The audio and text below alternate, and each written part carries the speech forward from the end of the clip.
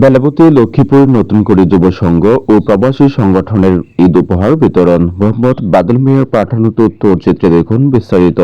নরসিংদীর বেলাবো উপজেলায় আসন্ন পবিত্র ঈদ উল ফিতর উপলক্ষে অসহায় ও নিম্ন আয় মানুষের মাঝে ঈদ আনন্দ ভাগাভাগি করে নিতে 120 পরিবারের মধ্যে ঈদ উপহার বিতরণ করা হয়েছে।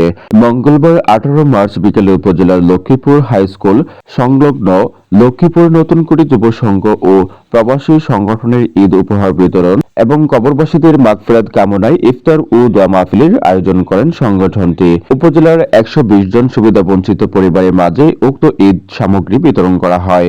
উপহারগুলোর মধ্যে ছিল গরুর মাংস, পোলাও ও ডাল, চাউল, সেমাই, চিনি, দুধ, আলু, পেঁয়াজ, রসুন।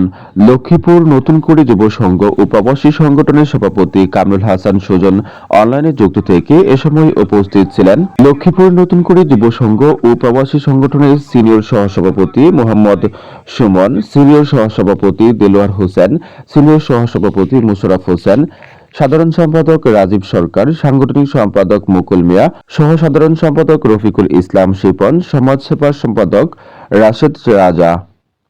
বিশেষ অতিথি হিসেবে উপস্থিত ছিলেন বেলাবো উপজেলা বিএনপির সাবেক সভাপতি অ্যাডভোকেট অলিউর রহমান কাউসার, বেলাবো উপজেলা বিএনপির সিনিয়র যুগ্ম আহ্বায়ক আবুল কালাম, বেলাবো উপজেলা পরিষদের সাবেক চেয়ারম্যান আলহাজ আবু তারেক আল হোসেন ভুইয়া, নারায়ণপুর ইউনিয়ন বিএনপির সভাপতি রাশেদুল ইসলাম লাল মিয়া, বেলাবো সদর ইউনিয়নের সাবেক চেয়ারম্যান সাইদুর রহমান ভুইয়া শাহজাহান, বেলাবো প্রেসক্লাবের সাহিত্য ও সাংস্কৃতিক বিষয়ক সম্পাদক রমজান আলী জুয়েল, অ্যাডভোকেট মিয়া মামুন প্রমুখ।